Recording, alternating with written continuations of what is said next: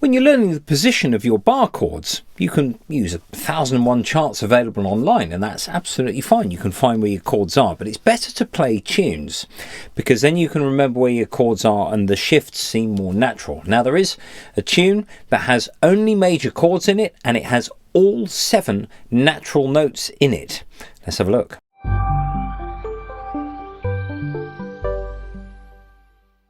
Sitting on the Dock of the Bay by Otis Redding.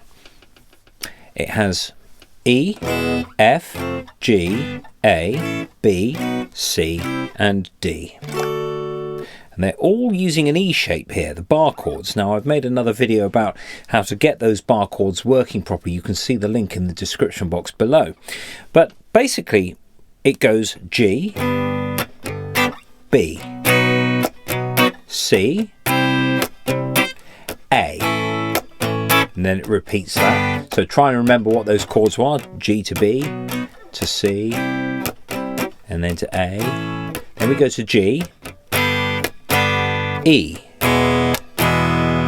G, E, G, A, G, E.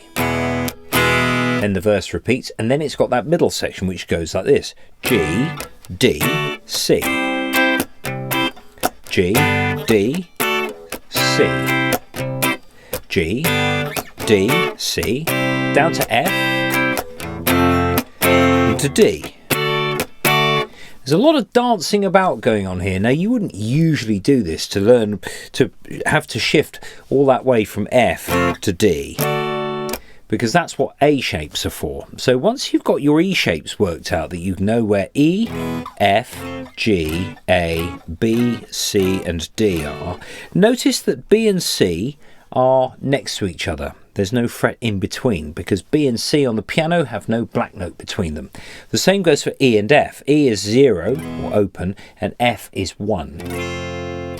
Notice that I'm also playing E with my last 3 fingers. You may learn it with your first 3 perhaps, but if you learn it with your last 3, it means that you can easily change it into a bar chord.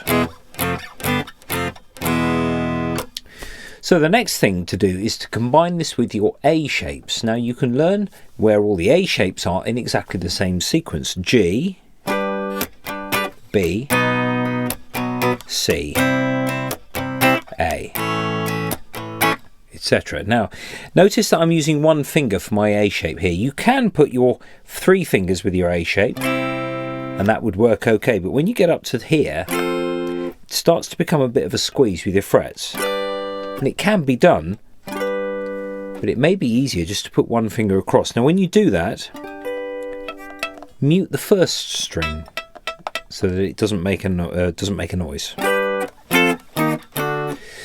Now we've got G, B, same sequence as before, C, A, etc. And then we've got G, E, G, E, G, A, G, into E. Then we've got G, D, C, etc. And then the F is there.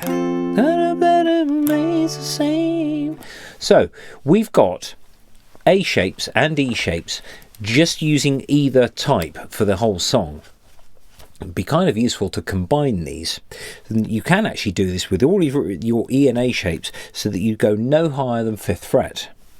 That means you're just working here and not having to go all the way up here. So G to B. I could do G to B, which is literally the other shape just a fret down. So G to B to C to A. G, B, C, A. G, E, G, E, G, A, G, E. Then the middle bit, G, D, C. Suddenly, you're not having to move very far at all, and you get all of your major chord positions from just this one song, either as E shapes or as A shapes, or indeed a combination of both of those things, all from one song. And there we are.